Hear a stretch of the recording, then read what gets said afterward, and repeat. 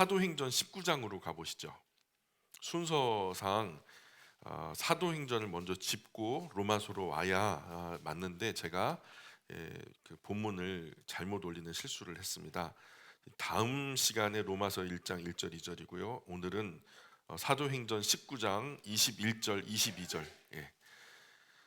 사도행전 19장 21절부터 20장 3절까지를 짚어야 로마서의 배경 이야기가 설명이 됩니다. 그래서 오늘은 사도행전 19장 21절 22절 우리 같이 함께 합독합니다. 시작.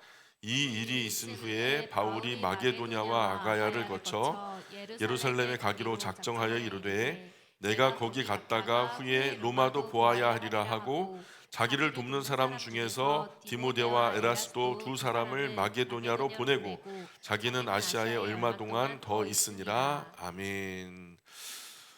우리 가족이 어머니가 이제 쓰러지시고 정신없이 몇 개월을 달려왔어요. 근데 이제 워낙 이제 여러 변수들이 많다 보니까 그동안 꾸준하게 가족 예배를 드렸던 것을 그간 우리가 챙기질 못했더라고요. 그래서 다시 우리 가족들이 어제 가족 회의를 하고 가정 예배를 다시 시작하자. 우리가 그동안은 할머니 때문에 우리가 그 핑계로 하지 못했지만은 이제는 우리가 여유롭게 다시 시작할 수 있으니 이제 좀 마음을 다잡고 가족 예배를 한번 하자. 그래서 어제 가족 예배에 대한 회의를 잠깐 했는데요. 제가 가정 예배에 대한 책을 또 몇 권 읽고 또 참고하다 보니까 좋은 아이디어가 있어서 좀 나눠드리려고요. 우리 아이들이 이제 온 가족이 함께 예배를 드리다 보니까 아이들은 성경 이야기가 되게 어렵거든요. 그러니까 이게 뭔 얘기인지 모르니까 졸리죠. 졸리니까 자고요. 그게 당연한 거더라고요. 근데 예배당에 나와서 예배 시간에 자니까 얼마나 예뻐요. 저기 PC방이나 뭐 이런 그냥 뭐 먼지 많은 곳에서 안 좋은 곳에서 자는 것보다 훨씬 낫죠. 그죠? 그래도 이 시간 자리에 앉아 있는 이 시간에 의미가 있었으면 좋겠다라는 생각이 들어요. 그런데 이제 제가 책을 읽다 보니까 이런 아이디어를 제안해 주시더라고요. 토요일 날 주일날 있을 본문을 먼저 공부하는 거죠. 그래서 제가 월요일 날 먼저 다음 주에 돌아오는 주일 날에는 본문이 여기입니다. 이제 다음 주에는 로마서 1장이 본문이 돼요. 로마서 1장이 이제 다음 주에 본문입니다. 그러면은 그 주간에 가정 예배를 그 본문으로 드리는 거예요. 그래서 아빠나 엄마가 아이들에게 간단하게 본문 설명을 하고 설명을 한번 들었으니까 주일 낮 예배 때 이 이야기를 말씀 이제 로마서 이야기를 나누면 아는 이야기가 나오니까 졸지 않겠죠. 그리고 이제 그 월요일 날에는 그 말씀대로 우리가 적용점을 찾아서 한번 그 가족 단톡에다가 한번 올리는 시간을 가져보자. 그래서 저희는 어떻게 디자인을 했냐면요. 토요일 저녁 9시에 가정 예배를 드리기로 했어요. 그리고 가정 예배 본문은 이제 주일 있을 본문이죠. 그리고 주일날 예배 잘 드리고 또 예배 드린 날 오후에는 요리 맛있게 해가지고 우리 가족끼리 행복하게 시간을 보내고 월요일 날은 다 흩어지죠. 막 기숙사로 가고 학교로 또 유치원으로 막 흩어지죠. 그러면은 이제 그날 중에 그 본문을 중심으로 하나님께서 내 마음에 어떤 삶을 요구하시는지 또 내가 어떻게 살기로 다짐했는지를 우리 가족 단톡에다 한번 올려보자. 뭐 서툴지만 한번 시작해 보자. 그렇게 회의를 어제 마쳤어요. 그렇게 이제 우리가 가정 예배를 시작하면 좋겠어요. 우리가 온 가족 그 예배를 드리다 보니까 자칫 어른들에게만 해당되는 본문이다. 그래서 아이들에게는 많이 지루하거나 힘들 수도 있겠다. 이런 생각이 들어요. 근데 그게 또 그렇게 훈련이 되는 거니까요. 근데 알고 또 들었으면 훨씬 더 좋겠다 이런 생각이 들어서 그런 아이디어를 한번 제안해 봅니다. 자, 오늘은 로마서를 시작하기 전에 잠깐 사도행전 19장 21절부터 20장 3절까지를 좀 살피고 와야 돼. 이 부분을 살펴야 로마서가 기록된 배경이 질서 있게 정리가 됩니다. 고린도 교회에 문제가 생겨서 편지가 막 오고 갔죠. 우리가 고린도 전후서 보면서 정신 없었죠. 막 고린도 전서에 11가지 넘게 막 뭐 여러 가지 문제들에 대해서 바울이 목회적으로 이러이러한 문제들에 대해서는 이렇게 대응해야 된다. 근데 그 말이 안 먹혀요. 그래서 디모데를 통해서 편지를 보냈더니 오히려 바울에 대한 인신공격을 막 당하고 왔고요. 그게 막 화가 나가지고 바울이 이 고린도 교회로 달려갔지만 또 운전박대 당하고요. 그 혈기 막 분노를 다 담은 편지를 또 써서 보내죠. 그 디도편에 보냈는데 이제 그게 잘 먹혀서 고린도 교회가 어느 정도 이제 안정이 되어 가고 있는 상황이었어요. 어쨌든 그 문제가 생겨서 편지가 오고 가기 전에 과거 이야기로부터 시작해요. 로마서 이야기를 하려면. 자, 그래서 이 19장 21절에 처음에 뭐라고 시작하죠? 이 일이 있은 후에. 자, 이 일이 있은 후에 거기다 밑줄을 한번 그어 보시고요. 과거 바울은 아볼로를 고린도 교회 목회자로 세워놓고 에베소로 건너가죠. 자, 고린도 교회가 어느 정도 든든하게 섰으니 자신을 대신해서 목회할 이제 목회자로 아볼로를 세웠어요. 그리고 바울은 이제 소아시아로 건너온 거예요. 저기를 한번 사진을 한번 띄워 주실래요? 지도를 한번 띄워 주세요.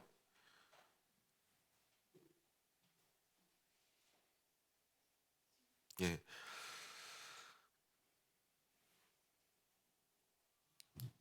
지금 아유 이게 복잡하네요. 제가 볼 때는 참 편했는데 이렇게 보니까 좀 복잡하죠?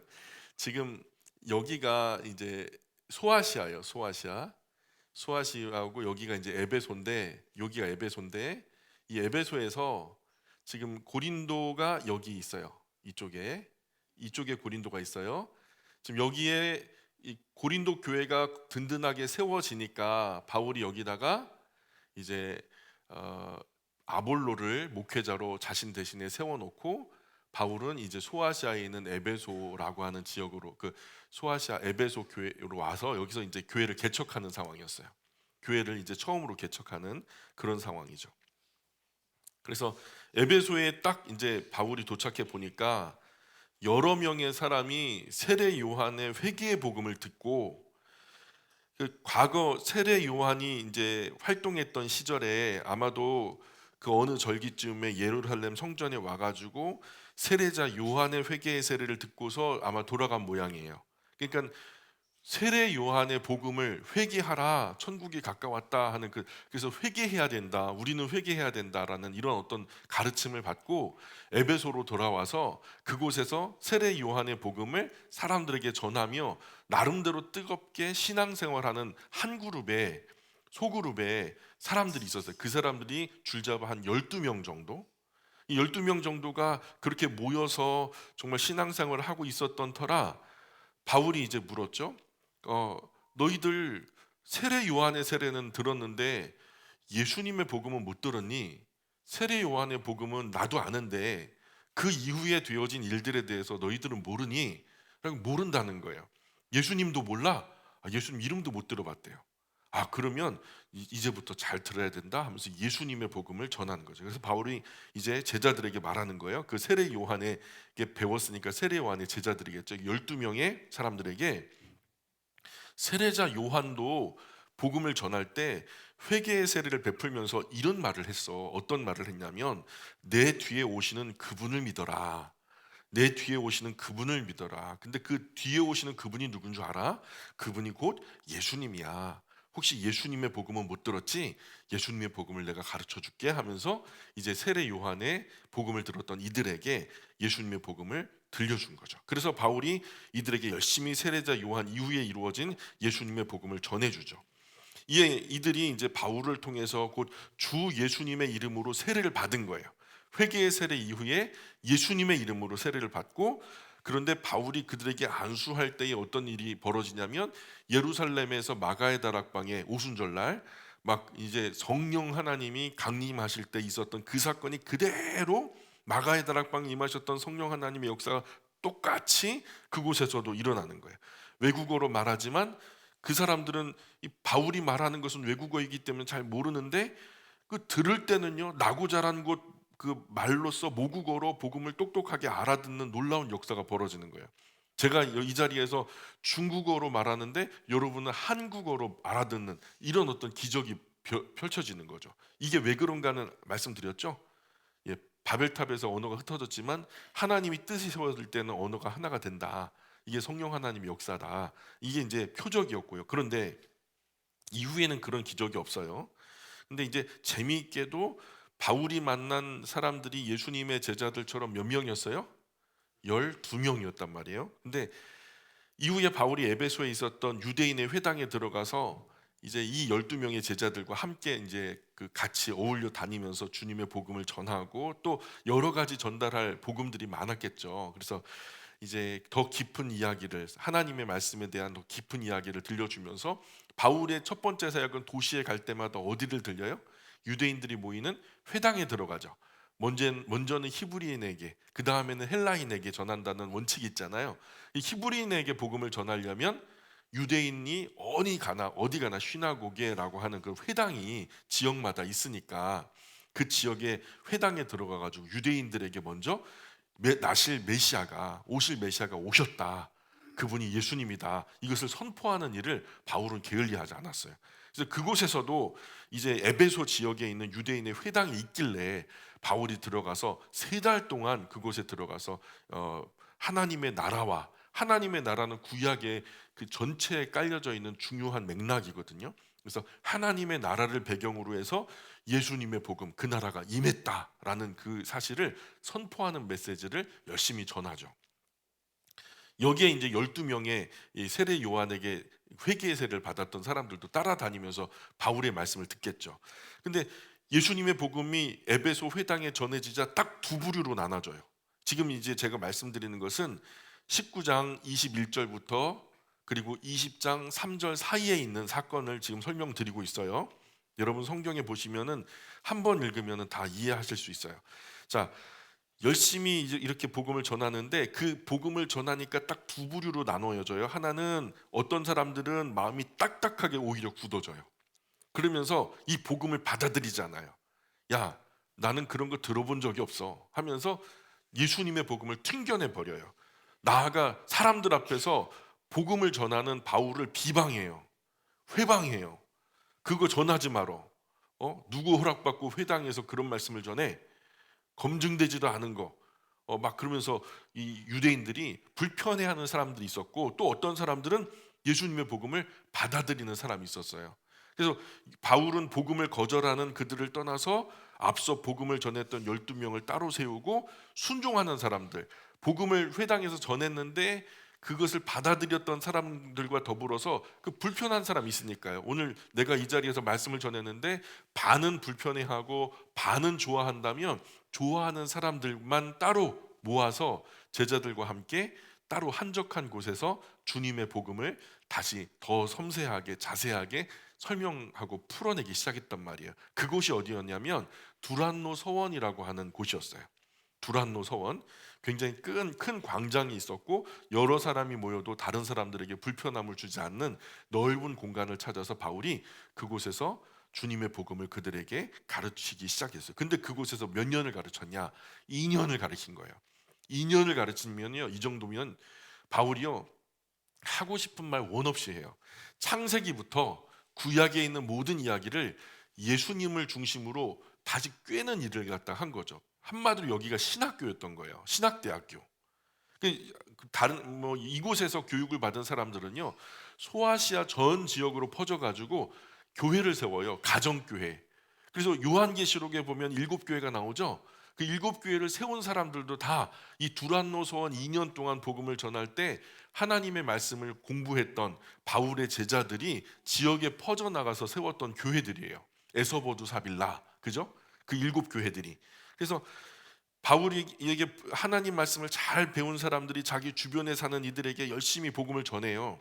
또 모여서 우리가 이 말씀 듣자, 그럼 말씀 듣고 2년 동안 열심히 나가면은 또 가족들에게 먼저는 전하고, 친지들에게 전하고, 또 지인들에게 전하고, 그 지역에 있는 사람, 만나는 사람마다 전하니까 2년 동안 이렇게 하니까 소아시아 지역에 사는 사람들 대부분의 사람들이 예수님의 복음을 한 번씩 이상은 다 듣는 거예요. 이런 가운데 하나님은 바울에게 정말로 큰 능력을 주셔요. 에베소 지역에서 2년 동안 하나님 말씀을 전하면서 예수님의 복음을 갖다 밝히 열어 보이다 보니까 바울에게 성령이 충만하게 임하죠. 그러면서 바울이 그냥 그 말씀을 전하느라고 이렇게 이제 우리 권사님이 예쁘게 접어가지고 손수건을 했는데 이제 침도 튀고 그죠? 땀도 흘리고 하는 걸 이렇게 닦잖아요. 이게 바울의 손에 닿단 말이에요. 이걸 갖다가 누군가 갖다가 병든 사람에게다 이렇게 얹으니까요, 병든 사람이 치료가 되는 거예요. 그리고 바울이 또 일하느라고 막 여러 가지 먼지도 있고 하니까 앞치마를 갖다 이렇게 두르고서 일을 했는데, 그 앞치마를 갖다가 병든 사람에게 얹으니까 병이 치료가 되는 거예요. 그리고 이런 귀신 들린 사람이 반 미쳐가지고 막 해롱해롱되는 이 사람들에게 가가지고 바울의 몸에 닿았던 무엇을 이렇게 이 수건이나 뭐나 이렇게 대면은요, 귀신이요 막 비명을 지르면서 도망가 버리는 거예요. 뭐 이런 기적이 일어나요. 이런 놀랍고 신기한 표적이 벌어지는 거예요. 그리고 이것을 보고 듣고 경험하는 사람들이 다 여태까지는 역사 이래, 자기의 개인 역사 이래 이런 일을 한 번도 본 적도 들은 적도 없거든요. 그러니 입이 벌어져서 닫을 줄을 모르는 거죠. 이 바울이 전하는 이 하나님의 말씀, 예수 그리스도의 복음이 맞다, 옳다, 하나님이 증언해 주시는 거죠. 그런 기적들을 통해서 바울이 지금 하고 있는 것이 내가 하고 싶어 하는 거야. 그러니 하나님이 뒤에서 지지해 주시는 거죠. 그래서 바울의 이 활동이 에베소와 소아시아 전체에서 일대 큰 빅뉴스가 돼요. 완전히 막 그 소문이 다 퍼져나가 가지고 그 바울이라는 사람 찾아가면 불치병도 치료받을 수 있대 막 하면서, 이렇게 바울의 활약을 가까이에서 지켜보던 그 지역의 마술사들이 있어요. 이제 그 지역에는 마술사들이 있는데, 마술사들은 뭐 하냐면요, 속여요 사람들을.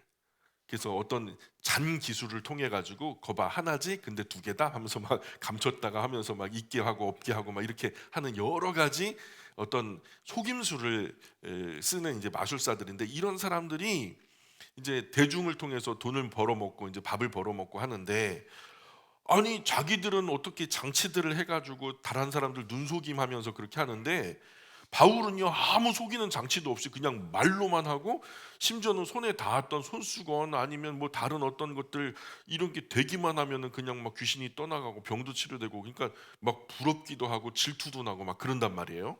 예, 자기들은 속임수로 대중의 마음을 속여서 벌어먹는데, 바울은 자기들이 범접할 수 없는 놀라운 능력을 바라니까, 그래서 마술사들이요 바울을 따라서 귀신 들린 사람 하나 붙들어 놓고 시험하는 거예요. 나도 한번 연습해 봐야지, 바울처럼 한번 해봐야지. 그래갖고 이제 귀신 들린 한 사람 한번 앉혀놓고, 야 내가 바울이 전하는 예수라는 사람의 이름으로 내가 명령한다, 나가라. 그랬더니 안 나가요. 예? 또 다른 마술사들이 또, 야, 바울이 전하는 이 예수라고 하는 사람 이름으로, 내가 너를 그 명령한다, 나가라. 그런데 안 나가요. 이런 짓을 했단 말이에요 그 마술사들이. 근데 그 중에 웃기는 이제 이 마술사들이 이렇게 하는 그 중에 한 가지 재미있는 에피소드가 있는데, 유대인의 제사장 중에서 스게와라고 하는 사람이 있어요. 스게와라는 사람의 집에는 7명의 아들이 있었는데요. 7명의 아들이 있었어요. 스게와라고 하는 제사장, 유대인 제사장의 아들들 7명이 있었는데, 이들이 전부 다 이 마술사 일을 했거든요. 근데 바울이 이 대단한 활약을 보면서 자기들도 사람들 앞에서 진짜 바울처럼 폼나게 나가라 그러면 귀신이 떠나가고 말이에요. 막 손을 얹은 즉 막 그냥 병이 치료되고 이런 것들을 하고 싶은 거예요. 그래서 스게와의 7 아들들 중 하나가 용기를 내 가지고 사람들 앞에 나가 가지고 이 귀신 들린 사람에게, 내가 바울이 전하는 예수의 이름으로 명령한다, 나가라. 그 뒤에 이제 형님들이 6명이 이렇게 도열해 있고요. 그 중에 한 사람이 나가서 그 일을 한 거죠. 그랬더니 귀신 들린 사람 속에서 귀신이 말하기를요, 내가 예수도 알고 바울도 아는데 넌 누구냐? 그러더니 그냥 넙죽 뛰어 올라가 가지고 그냥 막 위에서 찍어 누른 거예요. 누르니까 막 기겁을 해가지고 미친 사람이 막 그냥 뒤집어 써가지고 막 그냥 억눌리는데, 무서우니까 막 안 잡히려고 겉옷을 벗어놓고 도망가는데 빨가벗은 몸으로 도망가는 거예요. 네. 혼비백산에서 넘어진 거예요. 겉옷 다 벗어놓고 벌거벗은 몸으로 막 도망가는, 뒤에서 서 있던 형님들 동생들도 다 같이 도망갔다. 이런 에피소드가 있었다는 거예요. 또 이런 놀라운 일을 에베소에 사는 모든 유대인 헬라인이 다 보고 듣게 돼요. 그리고는 바울이 믿는 예수님을 두려워하고 예수님의 이름을 이 사람들 가운데 점점 높아지는 거야. 야, 예수님이라는 분을 갖다 우리가 함부로 대하는 것이 아니구나. 이거는 아무나 할 수 있는 게 아니구나. 마술사들이 그렇게 흉내냈다가 된통 당하고 갔단다. 야, 우리가 범접할 그런 게 아니구나. 이게 많은 믿는 사람들이 몰려와서 바울이 전하는 예수님의 복음을 듣다가 자기 잘못을 깨닫고 자기가 스스로 자기의 잘못, 죄를 자복하면서 자기에게 일어난 놀라운 일들을 또 주변 사람들에게 하나둘 간증하기 시작해요. 전하기 시작해요. 이렇게 놀라운 일이 일어나니까 그 지역에서 사람들을 속여먹던 마술사들이 자기들의 속임수가 기록된 이 마술책들, 야, 이거는 우리가 범접할 만한 그런 게 아니야. 이건 진짜 신의 능력이야. 진짜 신이 있다면 바울이 믿는 신이 진짜고, 그 신의 능력으로 바울이 하는 것을 우리가 흉내내거나 하는 것은 진짜 하나님께 대한, 신에 대한 모독이지. 그리고 우리가 그동안 속임수로 벌어먹었던 거, 이거 다 우리가 포기하면서 그 비싼 마술책들, 마술의 비법들이 담겨져 있는 그 책들을 갖다가 다 한 곳에다 모으자. 우리가 그 바울이 섬기는 그 하나님 앞에 회개하는 마음으로 우리가 이런 어떤 편법, 속임수들을 다 버려버리자. 그리고서 광장에 나와가지고 마술책들을 다 쌓아놓고 거기다 불을 질러서 태워버려요. 근데 그 마술책들이요, 당시는 인쇄술이 발전되지 않았던 때라 사람이 다 손으로 써가지고 책을 엮어 만들었거든요. 그러니까 이게 엄청나게 비싼 재산이에요. 그래서 이 가치를 따져보니까 워낙 그 엄청나게 많았다. 은 5만이나 되었다. 그래요. 그 책의 가치가 은 5만. 몰라요, 가치가 얼마나 되는지. 엄청나게 겁나게 많은 비싼 그런 책들을 다 태워버렸다는 거예요. 이렇게 바울의 사역과 하나님의 역사로 에베소와 소아시아 지역에서 하나님 말씀이 더 힘이 생겼고 능력이 생기고요, 그 말씀을 들은 사람들이 믿고 따르면서 믿는 이들의 무리가 점점 많아지기 시작했어요. 이것이 바로 이 일이 있은 후에, 이 일이 있은 후에라는 말이 담고 있는 이야기예요. 그래서 바울이 마게도냐 아가야를 거쳐 예루살렘에 가기로 작정하여 이르되 내가 거기 갔다가 후에 로마도 보아야 하리라. 자, 여기서 지도에 보면은 여기 에베소에서, 여기서 지금 여기 보스포러스 요 협회를 지나면 여기에 유럽 대륙이잖아요. 유럽 대륙에서 처음 만나는 요 지역이 마게도냐고요. 요 지역에서 밑으로 조금 내려오면 요 지역이, 고린도를 포함한 이 지역이 아카이아라고 하는 지역이. 여기는 마게도냐, 여기는 소아시아, 여기는 아카이아. 여기는 뭐라고요? 소아시아. 여기는 뭐라고요? 마게도냐. 여기는 뭐라고요? 아카이아. 성경에서는 아가야라고 그러죠. 아가야. 근데 아카이아, 소아시아, 마게도냐, 그걸 기억을 꼭 하고 계셔요. 자, 바울이 마게도냐와 아카이아를 거쳐 예루살렘에 가기로. 그러면은 이 소아시아에서 마케도냐와 아카이아를 거쳐 어디로 간다고요? 예? 예루살렘 여기 있거든요. 그러니까 지금 바울의 동선이 이제 3차 전도 여행인데, 바울의 동선이 이렇게 가지고 여기서 아마도 에베소에 다시 들렸다가 예루살렘으로 오는 요 초록색 선 따라서 3차 전도 여행이 이루어진 거예요. 자, 이 예루살렘으로 오면은 이제 3차 전도 여행이 끝나는 걸로. 그래서 바울은 이런 놀라운 성령 하나님의 역사가 있었던 소아시아의 에베소를 떠나서 유럽 대륙으로 건너와 마케도니아 지역을 지나서 아카이아 지역을 지나서 예루살렘 교회로 돌아가기로 작정했다는 거예요. 그게 이제 바울의 계획이에요. 근데 그게 끝이 아니라 그 다음에 계획이 또 있죠. 그렇게 예루살렘 교회에 가는 이유는 뭐예요? 우리가 고린도 전후에서 봤죠. 후서에 보면은 모여진 연보가 있었죠. 예루살렘에 지금 못 하러 가요? 모여진 연보를 전달하러 가는 거예요. 그래서 모여진 연보를 잘 전달한 후에 다시 로마로 올라올 계획을 갖고 있다라는 말이죠. 바울이 세 번째 전도 여행 끝에 이미 로마로 갈 마음이 있었다는 것을 머릿속에 딱 기억하고 계셔야 돼요. 내가 만약에 여기 앉아 계신 분들이 다음 주에 베트남을 가신다. 자, 그럼 뭐 하셔야 돼요? 베트남을 가신다. 뭐 하셔야 돼요? 쌀국수 먹을 생각만 해야 돼요? 베트남을 간다 하면은 베트남이 어떤 나라인가, 혹시라도 공항에서 이렇게 입국 절차 거치는데 나라마다 특별한 어떤 이슈들이 있으니까 조심할 것은 없나, 그 나라의 정보나 문화, 하다못해 좋은 숙박 시설은 뭐가 있을까, 그 주변에 맛있는 맛집은 뭐가 있을까, 이런 것까지 정보들을 좀 두루두루 살피지 않겠어요? 혹시 베트남 현지에 아는 지인이 있다면 그 지인에게 나 다음에 베트남이 아니죠. 베트남 들어가요. 죄송해요. 베트남 들어가요 하고서 미리 이제 말할 수도 있잖아요. 그죠? 언제 갈지 뭘 위해 가는지 대략의 정보를 보내는 게 맞죠. 나 이것 때문에 가는데 혹시 난 잘 모르니까 당신이 좀 알아봐 주세요 하고서 이렇게 부탁할 수도 있고요. 그러니까 바울이 이 마음이 로마로 간다는 마음이 있었던 거예요. 그리고 로마에서 얼마간 시간을 보낸 후에 로마에서 스페인으로 또 가려고 해요. 유럽의 서쪽 땅 끝에 있는 유럽의 서쪽 땅 끝에 있는 스페인까지 가려고 해요. 그 정보는 로마서에 나와요. 로마까지 간다는 이야기는 이 사도행전에 나오지만 로마에서 스페인까지 간다라는 이야기는요 로마서에 나와요.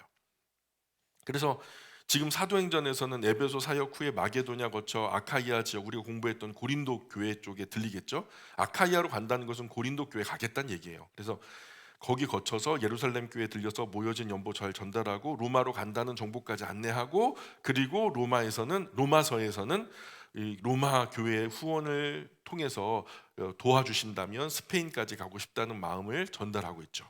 그래서 바울에게 스페인으로 간다, 이 어떤 의미일까요? 어떤 의미일까요? 예수님은 마태복음 24장 14절에서 이 천국 복음이 모든 민족에게 증언되기 위하여 온 세상에 전파되리니 그제야 끝이 오리라, 이렇게 말씀하셨고요. 사도행전 1장 8절에서는 그 제자들에게 이제 승천하시면서 말씀하신 것은 오직 성령이 너희에게 임하시면 너희가 권능을 받게 될 것이고 예루살렘과 온 유대와 사마리아와 땅 끝까지 이르러, 이 중요한 게 이거예요. 땅 끝까지 이르러 내 증인이 되리라 하시니라. 그래서 땅 끝까지 이르러 복음이 전해지면, 지금 여기서도 마태복음에서도 말씀, 온 세상에 전파되면, 온 세상이 뭐예요? 땅 끝까지 전파되면이라고 이해한 거예요. 그러니 그때 당시 땅 끝이 어디예요? 스페인이니까 스페인까지 예수님의 복음이 전파되면 그러면 끝이 오는 거구나. 그러면 예수님이 재림하시겠고 예수님이 재림하시면 나의 사명은 끝나는 거구나. 내가 이것을 위해서 그냥 생명 걸었다, 목숨 걸었다. 여태까지 바울이 말한 것은 그거예요. 그래서 거기까지 가면 땅의 끝이고 바다의 시작이니까, 그래서 바울도 스페인까지 복음이 전해지면 예수님 곧 다시 오고 나는 이제 나의 사명은 끝, 이렇게 되는 거죠. 물론 이런 생각이, 바울의 생각이 얼마 안 가서 깨져요. 나중에 보면은 바울이 이런 생각을 포기하는 정황을 보게 돼요. 왜냐하면 바울은 로마에 가서 스페인이 땅의 끝이라고 생각하고 갔는데 로마에 가보니까요 정보가 많아요, 적어요. 그때 당시 팍스 로마나 로마 제국이 전 세계를 장악하는 그런 시절이었잖아요. 그러니까 로마에 가니까 수많은 정보가 모이는데 스페인이 땅끝이 아니래요. 스페인 위로도 수없이 많은 나라들이 있고요. 스페인 아래쪽으로도 아프리카 대륙과 더불어서 엄청난 나라들이 즐비하게 있고요. 출발했던 에베소 동쪽, 소아시아 에베소 동쪽으로는요, 거기가 끝인 줄 알았는데 아니에요. 동쪽으로 알려지지 않은 미지의 나라들이 더 많아요. 그때 당시 우리나라도 있었잖아요. 일본도 있을 거고. 숱하게 많은 나라들이 있다는 걸 알게 돼. 그러면서 바울의 생각이 바뀌어요. 목표도 바뀌어요. 19장 22절. 사도행전 19장 22절 한번 읽어볼까요? 사도행전 19장 22절 시작. 자기를 돕는 사람 중에서 디모데와 에라스도 두 사람을 마게도냐로 보내고 자기는 아시아에 얼마 동안 더 있으니라. 아멘. 에베소 사역을 다 끝낼 쯤이었죠.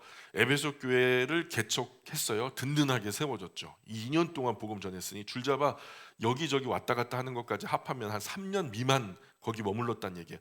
거기서 고린도 전후서도 써보내죠. 디도를 마중하러 마게도냐 지역까지 올라갔다가 다시 에베소로 돌아오는 그 시간들까지 합하면은 3년 미만 정도 될 거예요.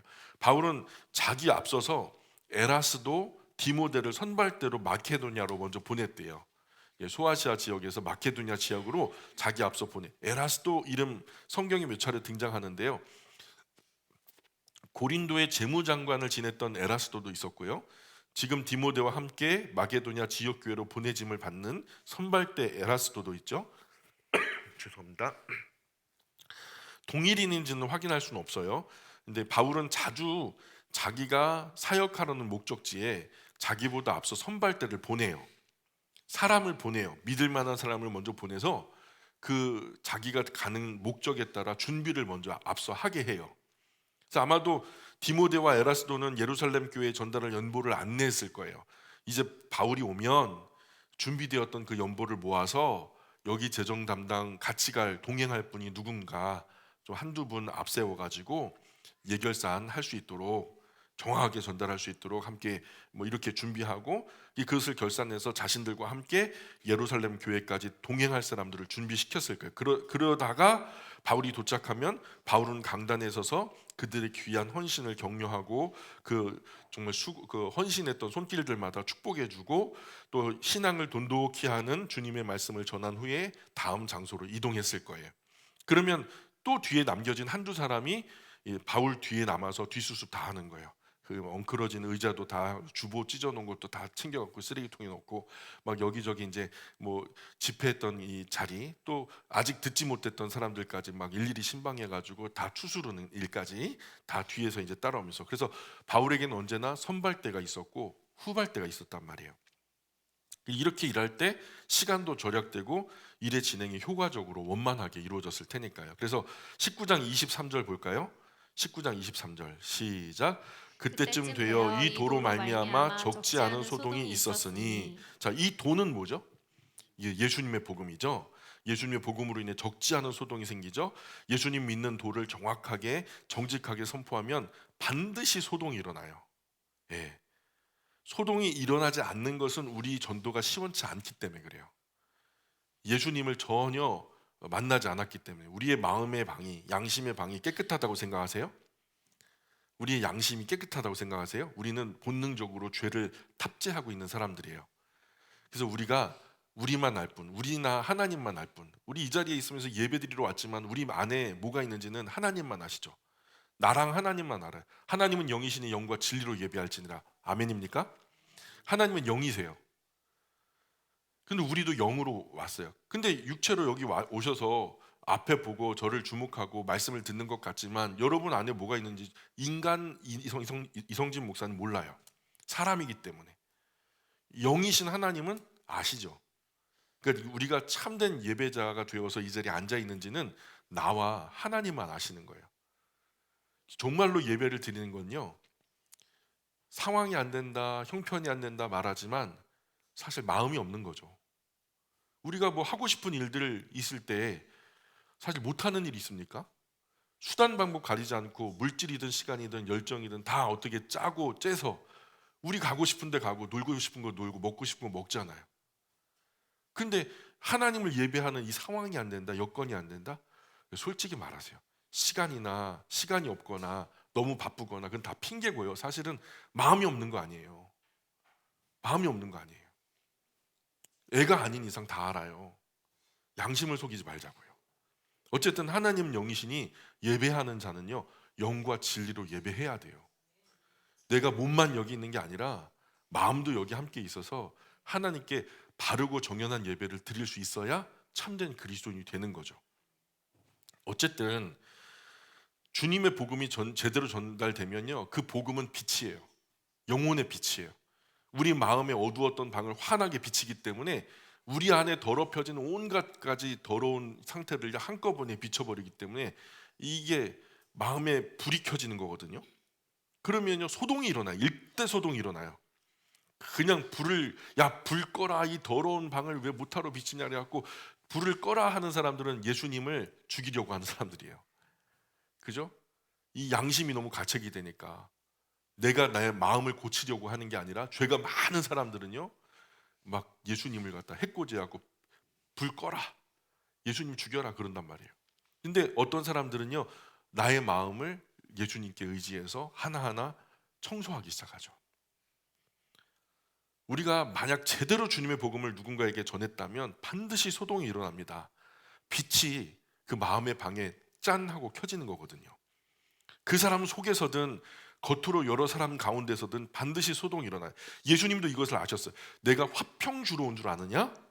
내가 검을 주러 왔다. 내가 너희 마음에 불을 던지러 왔단 말이야. 이렇게 말했단 말이에요. 예수님의 복음이 바르게 선포되면 반드시 거기 소동이 일어나요. 소동이 일어나지 않는 곳이 두 곳이 있어요. 한 곳은 어디냐? 제대로 전해지지 않은 곳 소동 안 일어나요. 또 한 곳은요, 이미 예수님의 복음을 받은 곳은 소동이 안 일어나요.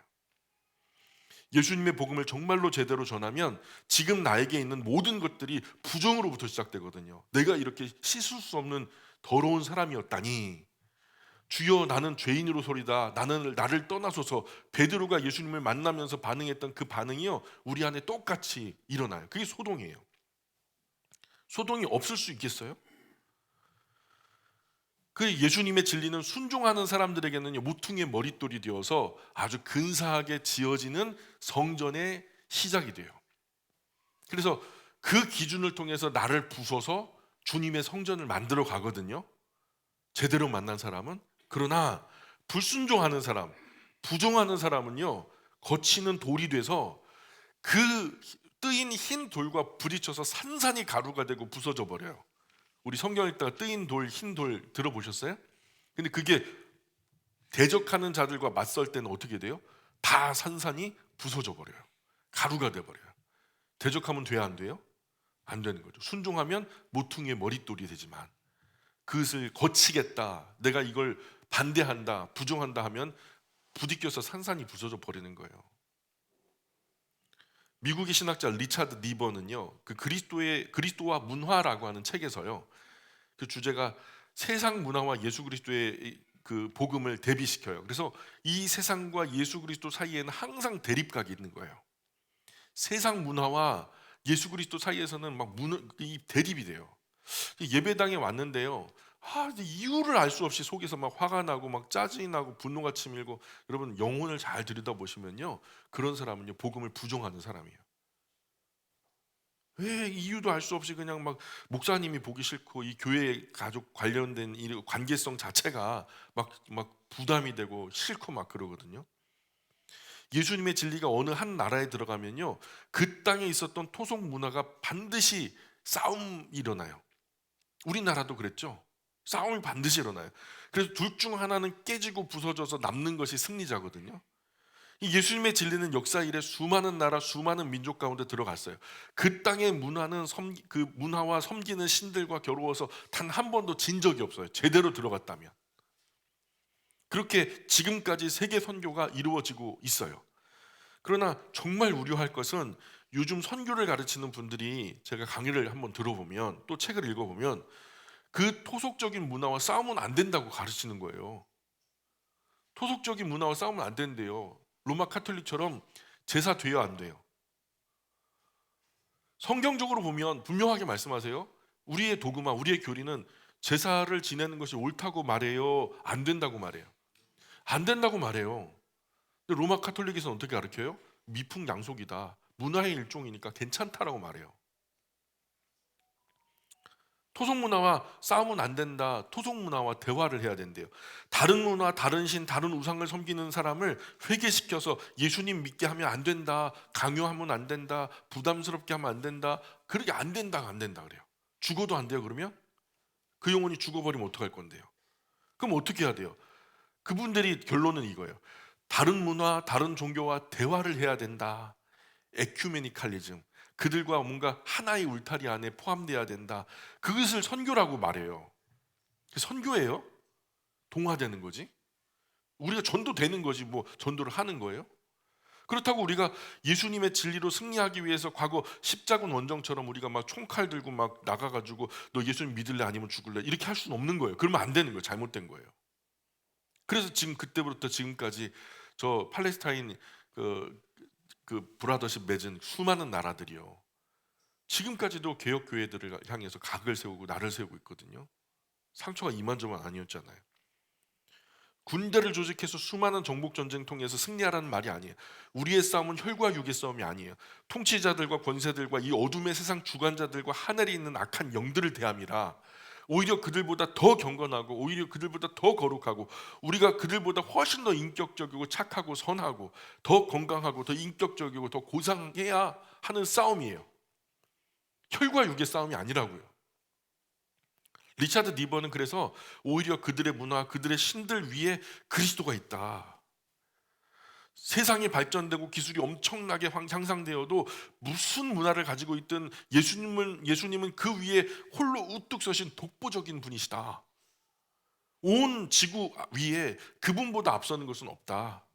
그래서 네버는 문화를 변혁시키는 그리스도, 문화를 변화시켜야 된다.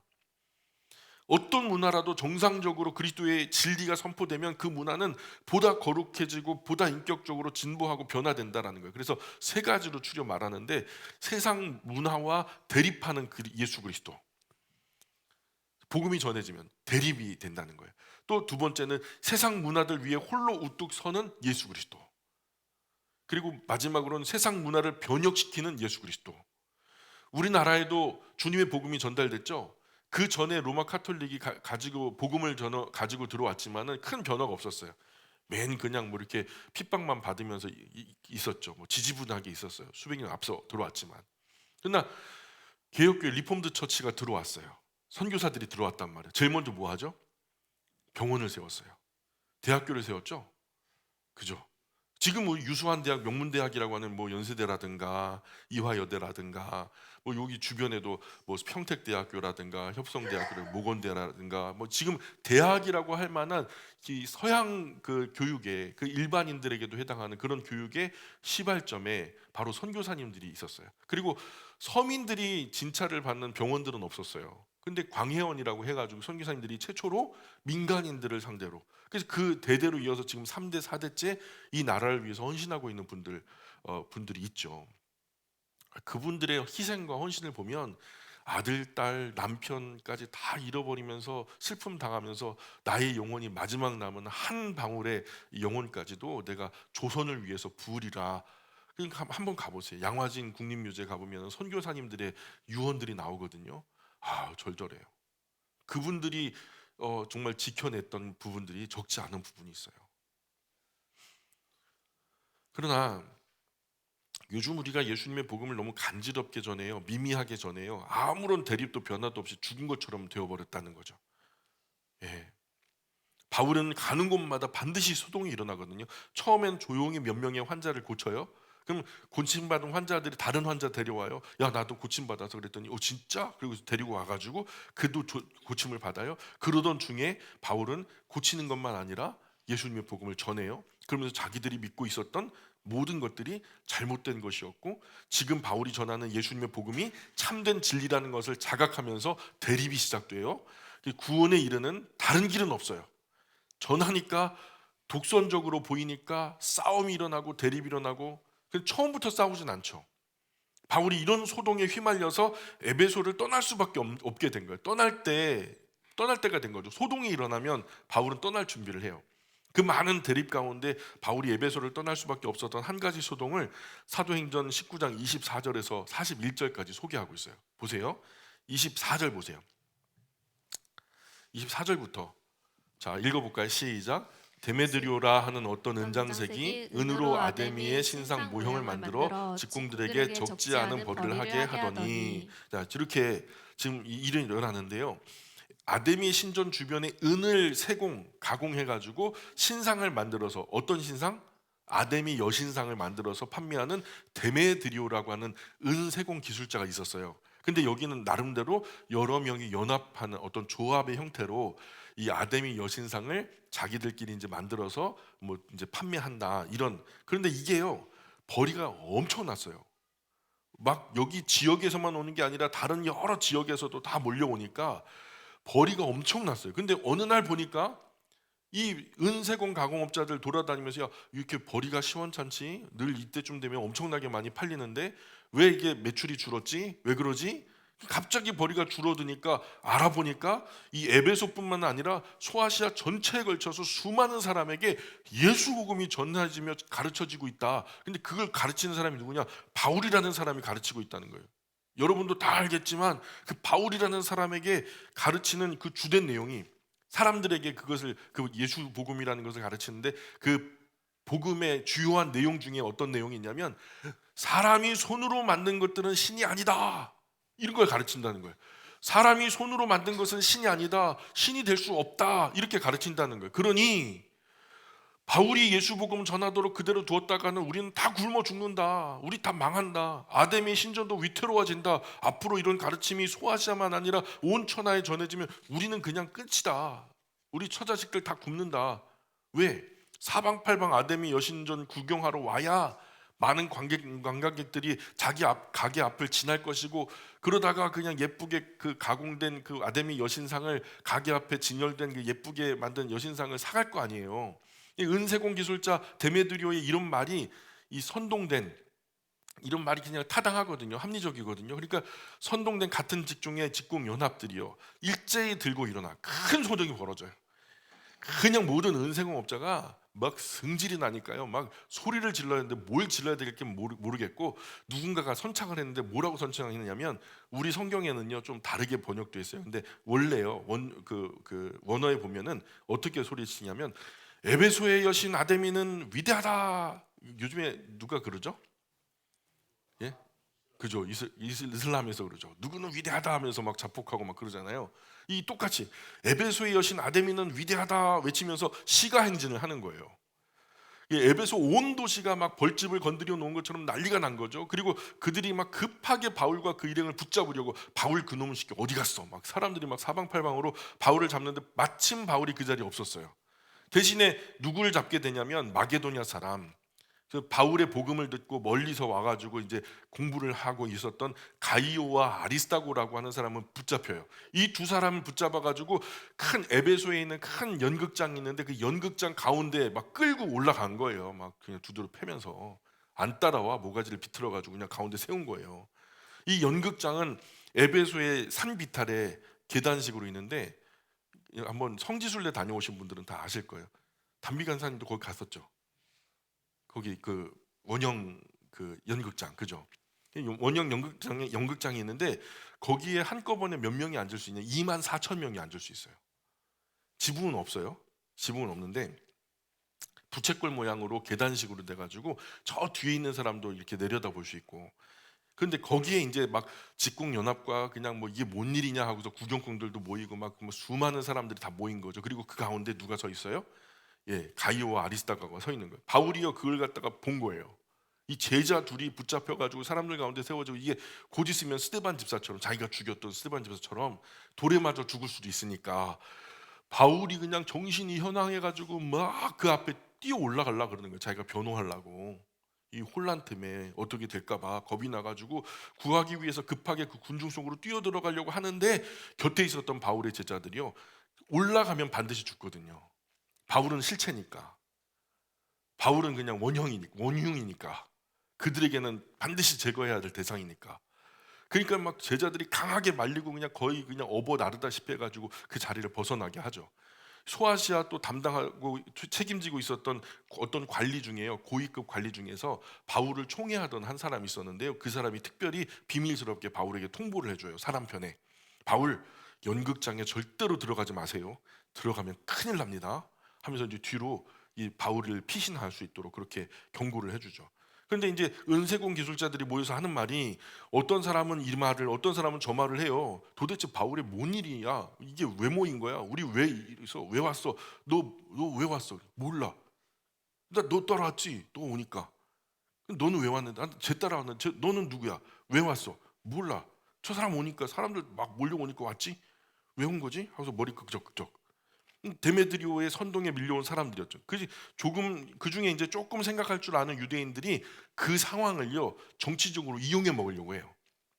그래가지고 그들 대표로 수만 명이 이제 몰려든 그들 대표로 알렉산더라는 사람을 내세우고, 바울이 전한 예수의 복음을 아주 근본적으로 억누르려고 알렉산더의 입에다가 자기들의 말을 주고서 마치 예수님 때처럼 그렇게 이제 올리려고 하니까, 그렇게 올리려고 하니까 유대인들을 통해서 무대에 선 것을 알고 알렉산더를 무시하면서, 이제 야 너는 유대인 아니야, 바울도 유대인인데, 뭐 유대인이면서 유대인이 뭐 유대인 얘기하겠지, 뭐 알렉산더 너 내려와 하면서 유대인인 알렉산더를 못 올라가게 해요. 그리고서는 또다시 그냥 구호를 외치는 거예요. 나는 모르겠고 왜 모였는지도 모르겠고, 하여튼 모였으니 기분은 좋고, 뭐 드림 뚜루 그래서 꿈은 이루어진다, 그게 아니고 여기서 뭐예요? 에베소의 여신 아데미는 위대하다, 이 구호를요 2시간 동안 외친 거예요. 목이 터져라. 저도 목이 아픈데 그렇게 막 터져라 그냥 2시간 동안 더 외친 거예요. 전혀 이성적이지 못한 감정적인 분위기에 호도되는 이런 선동에 속아 넘어가는 이런 일들이 그때나 지금이나 항상 있죠. 그래서 어쨌든 이런 그 도시에 한 도시에 엄청난 인파가 몰리고 엄청난 소동이 벌어졌으니까 이 소동이 벌어지니 그 도시를 담당하는 이 서기관이요, 서기장이 그러니까 마치 요즘으로 말하면 시장이죠. 시장이 급하게 달려와서 무대 가운데 서가지고 군중들 가운데 또 우뚝 선 거예요. 도대체 뭔 일이냐 하면서 하는 얘기가 급하게 이제 상황 파악을 했겠죠. 하는 얘기가 그게 성경에 기록된 얘기인데 에베소 시민 여러분, 에베소가 하늘에서 내려온 큰 아데미 여신과 그 신상을 모시는 위대한 도시라는 것은 누구나 다 압니다. 그 여러분이 구호 2시간 동안 외치지 않아도 다 아는 거예요. 이건 아무도 부인할 수 없는 사실입니다. 그러니 여러분 좀 진정하시고 경솔하게 행동하지 맙시다. 여러분이 끌어다가 여기 세운 이 두 사람 도대체 뭔 짓을 했습니까? 뭘 훔쳤습니까? 아니면 여신을 모독한 일이 있습니까? 만약에 이 소동의 시작이 데메드리오와 은세공업자들께서 이 두 사람을 고소할 마음이 있다면 재판관 찾아가서 고소하고 법정을 여십시오. 그러면 즉시 처리해 줄 겁니다. 법적으로 절차 밟아서 질서 있게 처리해 주시기 바랍니다. 만약 이 밖에 그 밖에 또 다른 불편한 사항이 있으면 정기적으로 시의회가 열리니까 거기 안건으로 내놓으시면 됩니다. 오늘 이 소동에 대해서 정당한 이유가 단 한 가지도 성립되지 않았습니다. 때문에 만일 로마 정부로부터 이 사건과 관련해서 문책이라도 당하면 저 가만 안 있습니다. 이 관련된 사람들 다 잡아 넣을 겁니다. 막 그런 거죠. 정말 나도 곤란해집니다. 그러니 지금 즉시 해산하십시오. 그랬더니요, 즉시 해산해요. 즉시. 이 성경에 그대로 기록된 내용이에요. 그리고 20장 1절 보세요. 20장 1절. 사도행전 20장 1절 시작. 소요가 그침에 바울은 제자들을 불러 고난 후에 작별하고 떠나 마게도냐로 가니라. 바울은 여기서 순교하리라 막 고집 피우지 않았죠. 오히려 이제 내가 이 도시를 떠날 때가 됐나 보다 이렇게 받아들인 거예요. 근거도 없는 것 가지고 떠들면 그냥 가만히 놔도 말이 안 맞으니까 제풀에 꺾여요. 괜히 그냥 바울이 가이오 아리스다고 살린다고 섣불리 나섰다가 바울 저놈이다 죽여라 그러면 그 자리에 죽었을 거예요. 맞아 죽는 수가 있죠. 그러면 상황이 완전히 달라지는 것이죠. 이런 때 적극적으로 달려나가서 가이오 아리스다고를 변호해야 될까요? 아니면 한 걸음 뒤로 물러나 지켜봐야 할까요? 어떻게 해야 될까요? 이런 것을 판단하는 것이 정말 어려워요. 어찌 보면 비겁해 보이기도 하고 나서야 될까? 아니면 피해야 될까? 이런 거는 누가 도와주셔야 될까요? 이런 애매한 판단은 누가 도와주셔야 될까요? 그죠? 성령님이 도와주셔야 지혜롭게 판단할 수 있겠죠. 우리가 이런 일도 있죠. 이렇게 할 수도 있고 저렇게 할 수도 있고 저렇게 안 할 수도 없고 이렇게 안 할 수도 없는 이런 때 누가 도와주셔야 될까요? 눈을 감고 침묵을 해요. 눈을 뜨세요. 나도 몰라 그렇게 해요? 누가 도와주셔야 돼요? 성령님이 도와주셔야 돼요. 바울 곁에 사람들은 바울을 강하게 말렸고 바울은 뒤로 물러나 상황을 지켜봤어요. 덕분에 상황은 빨리 수습됐고요. 다음 전도 여행을 계속해서 진행할 수 있게 됐어요. 그런데 곧 들어갈 예루살렘에서는 바울이요 아무리 말려도 말을 안 들어요. 지금은 피했지만 예루살렘에서는 오직 성령이 각 성에서 내게 대하여 내게 증언하여 결박과 환난이 나를 기다린다 하셨다. 그렇게 말한다. 그러면서 내가 달려갈 길과 주 예수께 받은 사명 곧 하나님의 은혜의 복음을 증언하는 일을 마치려 하면은 나의 생명을 조금도 귀한 것으로 여기지 않겠다 선언하면서 그냥 결박과 환난이 기다리고 있는 예루살렘 한 가운데로 그냥 들어가 버려요. 예언하는 사람들 말도 안 듣고요. 성령님이 가르쳐 주시는 그 가르침도 이 바울이 예 아멘 하고서 그냥 들어가요. 주의 뜻대로 이루어지이다 하고서 그냥 만류를 그쳤다는 거예요. 사람들도 여러 번, 2번, 3번 말렸어요. 성령님도 알게 하셨죠. 근데 포기하지 않고 가겠다 하니까 그 말리던 사람들이 그러면 주님의 뜻대로 이루어지이다 하고서 바울을 더 이상 만류하지 않았다는 거예요. 바울 안에는요 맑은 영, 성령 하나님께서 주시는 냉철한 판단력이 있었거든요. 그래서 20장 1절에 소요가 그침에 바울은 제자들을 불러 권한 후에 작별하고 떠나 마게도냐로 가니라. 이제 마게도냐로 갔다가 아가야로 갔다가 그리고 예루살렘으로 갔다가 로마로 가는 계획대로 마게도냐로 이제 건너간 거죠. 2절 계속해서 볼까요? 시작. 그 지방으로 다녀가며 여러 말로 제자들에게 권하고 헬라에 이르러. 바울이 이 여정에서 만나는 모든 제자에게 바른 신앙 굳게 지키면서 주님의 몸된 교회를 위해 헌신하고 끝까지 충성해라 하면서 이런 권면을 했겠죠. 헬라라는 것은요, 아카이아 지역을 말해요. 헬라로 건너갔다, 아카이아 지역. 헬라식으로 말하면 헬라고 로마식으로 말하면 아카이아예요. 아카이아 지역에 도착해서 20장 3절. 자, 아카이아 지역에 도착했다는 말은 어디에 도착했다는 말일까요? 구체적으로 고린도 교회에 도착했다는 얘기예요. 여기다 보세요. 3절 읽어볼까요? 시작. 거기 석 달 동안 있다가 배 타고 수리아로 가고자 할 그때에 유대인들이 자기를 해하려고 공모함으로 마게도냐를 거쳐 돌아가기로 작정하니. 자, 거기 석 달 동안 있다. 거기다 밑줄 그어보세요. 밑줄을 그어보세요. 그리고 거기다가 곧 이제 고린도 교회라고 적어 놓으시고요. 바울이 이때 고린도 교회에서 세 번째 이제 고린도 교회에 도착한 건데, 이 세 달을 고린도의 교회에 머물죠. 그 머무르는 이 세 달의 기간 중 어느 때에 어느 순간에 기록한 것이 바로 로마서예요. 고린도에서 세 달 머무는 중에 기록한 그 편지가 바로 로마서라는 편지예요. 밑줄 옆에다가 뭐라고 써요? 로마서를 쓰다 이렇게 기록해 놓으시면 돼요. 이제 우리는 로마서 이야기를 시작해야 돼요. 로마서를 누가 썼고 누구에게 썼고 왜 썼고 무슨 내용 썼고 이 편지가 누가 가지고 갔고 어떻게 했는지 이런 이야기를 우리가 이제 로마서를 보면서 살필 거예요. 오늘은 여기까지 할게요. 기도하겠습니다. 귀하신 하나님, 참 고맙습니다. 이제 바울의 전도 여행이 3차 전도 여행이 무르익어 이제 막바지를 향해 달려갑니다. 그 일생을 통해서 주님 예수님의 복음이 사람들에게 전달될 때 주님 성령님의 역사하심의 은혜가 어떻게 사람들 가운데 임하는지를 저희가 눈여겨보게 됩니다. 하나님, 바울이 아닌 저희 개인의 삶의 여정은 어떻습니까? 과연 어떤 모습으로 저희가 하나님 눈에 비춰질까요? 하나님, 저희가 원하기는 바울처럼 아름답고 숭고한 일에 헌신함으로 하나님께서 눈동자같이 눈여겨보시는 복된 남은 삶의 여정이 되었으면 좋겠습니다. 하나님, 이를 위하여 우리 귀한 영광의 가족들 아름답게 헌신하게 하여 주시고, 나를 위해 사는 것이 아니라 하나님 나라 영광을 위해서 남은 생애를 제사장들의 전제와 같이 아름답게 헌신할 수 있는 복된 헌신자들 될 수 있도록 은혜 내려 주옵소서. 오늘도 주님 앞에 나올 때에 빈손으로 오지 아니하고 귀한 물질 가지고 왔습니다. 이 귀한 물질이 저희들에게 오기까지 이 수고와 헌신과 땀과 노력을 주님께서 잘 아십니다. 이 귀한 것들을 주님께 올려드리오니 주님이 행한 그것으로 만배로 갚아주시사 많은 사람들에게 퍼주고 나누어 주어도 부족함이 없고 다함이 없는 풍성함으로 채워주시고 남은 평생 동안에 하나님의 복의 도구로 쓰임받는 귀한 영광의 도구가 될 수 있도록 은혜 내려 주옵소서. 몸과 영과 정신이 아프고 혼란스럽고 침체된 영혼들이 있습니까?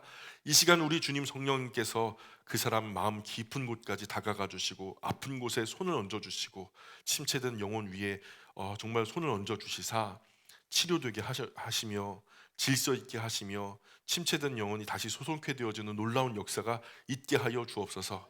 하여 강건하게 하시고 남은 평생 동안 하나님의 영광의 도구로 멋지게 쓰임받는 복된 주님의 도구 될 수 있도록 도와주옵소서. 새로운 한 주간의 삶을 주님께 의지합니다. 남몰래 수고하며 정말 사람들이 알아주지 않는 곳에서도 꾸준하게 자신의 직무를 잘 감당하고 있는 우직한 주님의 일꾼들 위로하여 주시고 크신 은혜로 덧입혀 주옵소서. 감사하며 예수님 거룩하신 이름 의지하며 기도합니다.